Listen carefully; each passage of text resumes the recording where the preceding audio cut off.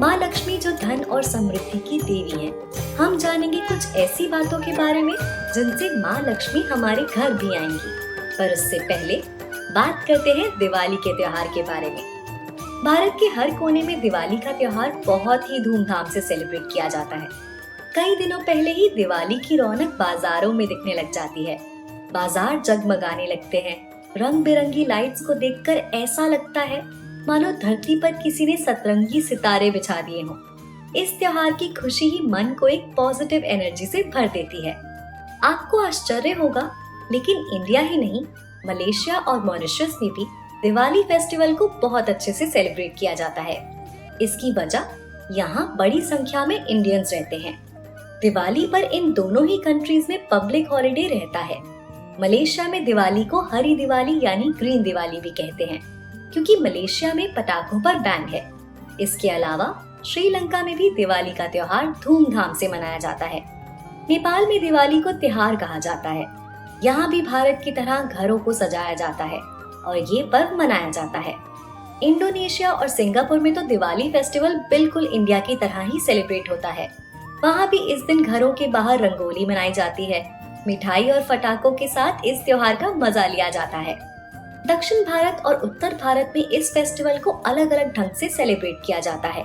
दक्षिण भारत में दिवाली से एक दिन पहले यानी नरक चतुर्दशी के दिन का विशेष महत्व होता है।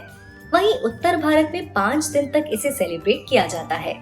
पहला दिन धनतेरस, दूसरा दिन नरक चतुर्दशी, तीसरा दिवाली, चौथा दिन गोवर्धन पूजा और 5वां दिन भाई दूज के रूप में मनाया जाता है। दीपोत्सव यानी दीपावली क्यों मनाई जाती है? इसके पीछे अलग अलग कहानियां और अलग अलग ट्रेडिशंस हैं। कार्तिक मास की अमावस्या के दिन पूरे देश में दिवाली सेलिब्रेट की जाती है। ऐसी मान्यता है कि इसी दिन माता लक्ष्मी क्षीर सागर से प्रकट हुई थी, इसीलिए इस दिन उनकी पूजा की जाती है।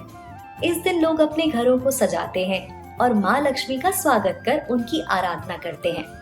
ये भी माना जाता है कि दिवाली की रात माता लक्ष्मी और भगवान विष्णु का विवाह हुआ था।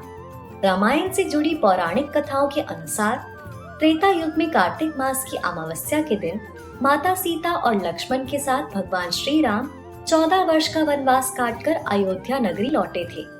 उनके स्वागत में अयोध्या के लोगों ने दीप जलाकर और मिठाइयां बांटकर खुशियां मनाई थी। इसके बाद से हर साल इस दिन दीप जलाकर ये उत्सव मनाया जाता है। वहीं महाभारत के अनुसार जब कौरव और पांडव के बीच चौसर यानी जुआ खेला गया था, तब इसमें पांडव सब कुछ हार गए थे। तब पांडवों को 12 साल वनवास और 1 साल अज्ञातवास भोगना पड़ा। वनवास और अज्ञातवास खत्म होने के बाद पांडव दिवाली के दिन ही हस्तिनापुर लौटे थे। उनके लौटने की खुशी में हस्तिनापुर के लोगों ने दीप जलाकर उत्सव मनाया था। जैन धर्म में दिवाली को भगवान महावीर के मोक्ष दिवस के रूप में मनाया जाता है। ऐसा माना जाता है कि कार्तिक मास की अमावस्या के दिन ही भगवान महावीर को मोक्ष की प्राप्ति हुई थी। वहीं बौद्ध धर्म के लोग इस दिन सम्राट अशोक के बौद्ध धर्म अपनाने के उत्सव के रूप में इसे सेलिब्रेट करते हैं।